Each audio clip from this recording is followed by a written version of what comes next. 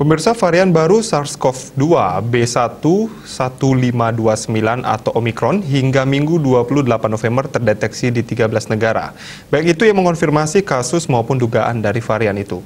Demikian dikemukakan Menteri Koordinator Bidang Maritim dan Investasi Luhut Binsar Panjaitan dalam keterangan virtual disiarkan kanal YouTube Sekretariat Presiden.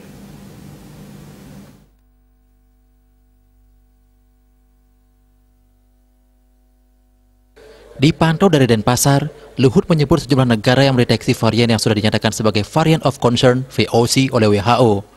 Negara-negara itu antara lain adalah Afrika Selatan, Botswana, Jerman, Belgia, Inggris, Israel, Australia, dan Hong Kong.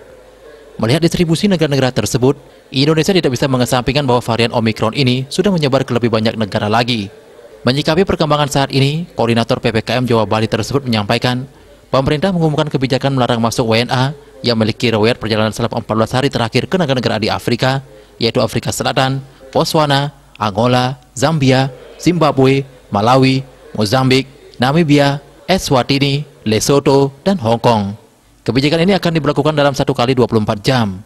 Pemerintah juga akan meningkatkan waktu karantina bagi WNA dan WNI dari luar negeri di luar negara-negara yang masuk dalam daftar larangan menjadi 7 hari dari sebelumnya 3 hari.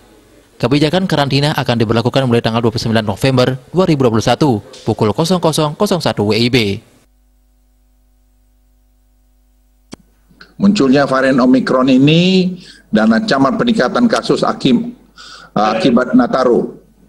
Selain pengetatan kedatangan dari luar negeri, pemerintah akan terus mendorong disiplin protokol kesehatan dan penggunaan peduli lindungi terhadap berbagai relaksasi aktivitas masyarakat yang sudah dibuka oleh pemerintah.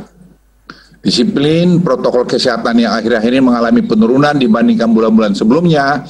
Kami mohon sekali lagi supaya kita semua saling mengingatkan bahwa pemakaian masker, pencucian tangan, jaga jarak, dan juga tadi vaksinasi itu betul-betul harus kita patuhi. Selain disiplin prokes, pemerintah juga terus mendorong percepatan vaksinasi, terutama untuk lanjut usia, mengingat mereka adalah kelompok yang paling rentan terhadap dampak COVID-19. Masyarakat tidak perlu panik dalam menyikapi varian Omicron ini. Pemerintah telah mengambil langkah-langkah pengetatan kedatangan dari luar negeri dan akan meningkatkan aktivitas genome sequencing untuk mendeteksi varian Omicron ini. Selain itu, penerapan protokol kesehatan dan kepatuhan terhadap penggunaan peduli lindungi juga harus terus ditingkatkan. Upaya ini membutuhkan kerjasama yang erat dari masyarakat. Di Dewi Bali Pos melapor.